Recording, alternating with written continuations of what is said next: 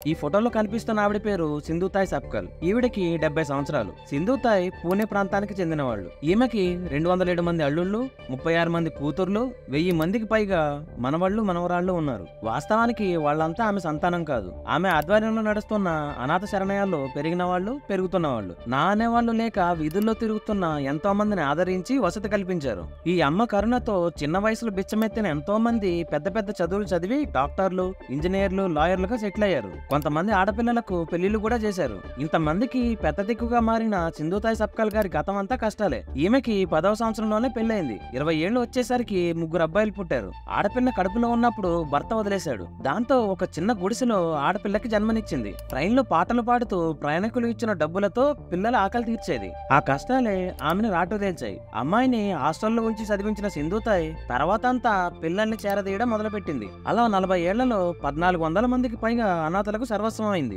అబ్బాయిలకి అమ్మాయిలకి వేర్వేరుగా 4 అనాథ శరణాలయాలు నడుపుతుంది. అలాగే ఆవులను కూడా పెంచుతుంది. గత 10 సంవత్సరాల నుంచి ఆమె కూతురు కూడా ఎంతో సపోర్ట్ గా నిలుస్తుంది. ప్రభుత్వం నుంచి ఇప్పటికీ ఎలాంటి సహాయం పొందనప్పటికీ దాతల ఆర్థిక సాయంతోనే అనాథల జీవితాల్లో వెలుగు నింపుతోంది. 2010లో మహారాష్ట్ర ప్రభుత్వం సింధుతాయ్ గారికి అహల్యాబాయ్ హోల్కర్ అవార్డు అందించింది. వీళ్ళెవరూ అనాథులు కాదు, నా కుటుంబ సభ్యులు. నేను పడిన కష్టం మరెవరూ పడకూడదని చెప్పి వందలాది మంది అనాథలతో ప్రేమగా అమ్మ అని పిలిపించుకుంటుంది.